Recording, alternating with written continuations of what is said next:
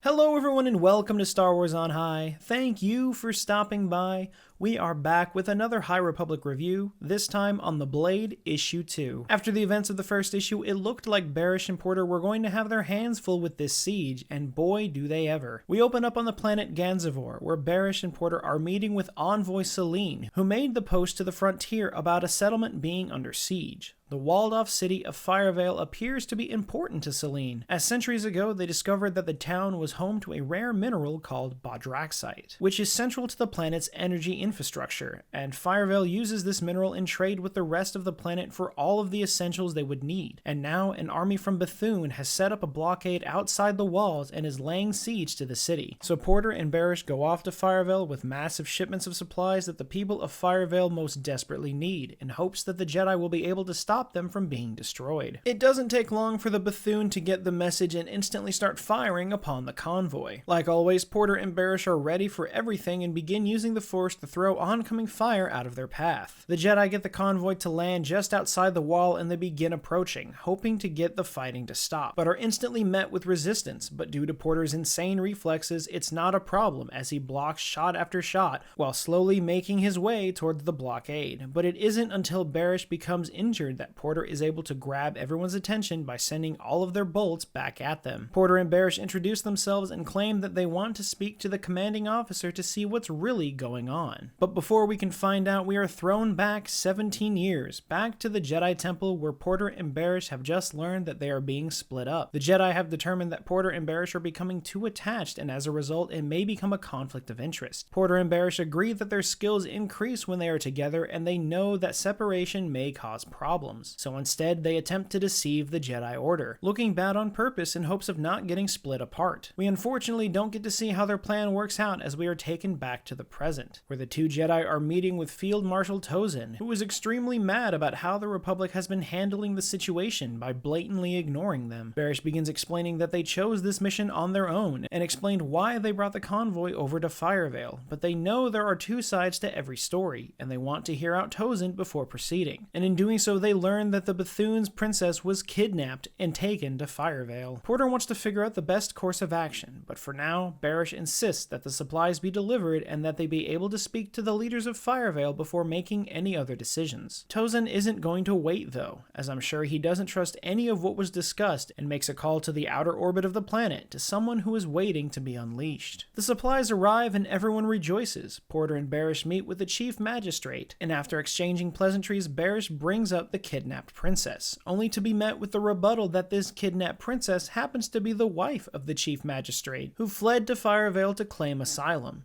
And now, with two completely different stories at hand, the situation has become much more complicated. And to add insult to injury, Tozin's secret weapon arrives, ready to lay waste to Firevale, a hired army of mercenaries, led by a Mirielin, who is eager for a fight. Overall, The Blade has become one of my favorite stories, and Porter himself is becoming one of my favorite characters. He's insanely strong in the Force and appears to be nearly invincible from his abilities in the comics. And his quick-witted sense of humor is just too good to ignore. I absolutely love everything about him. I definitely think this comic helps in showing the scale of the types of conflicts that the galaxy is dealing with. This is a massive siege going on, and it's just a local dispute. No one else is really involved since there is so much chaos going on in Jeddah at the same time. That's what I'm really loving. It gives us a story set on the side of the main conflict for Phase 2. But what were your thoughts? How do you feel about Barish and Porter so far, and how do you think this conflict is going to go? Let us know all of your thoughts down in the comments below. As always, thank you to everyone who stuck around to this point in the video, and we hope to see you again very soon.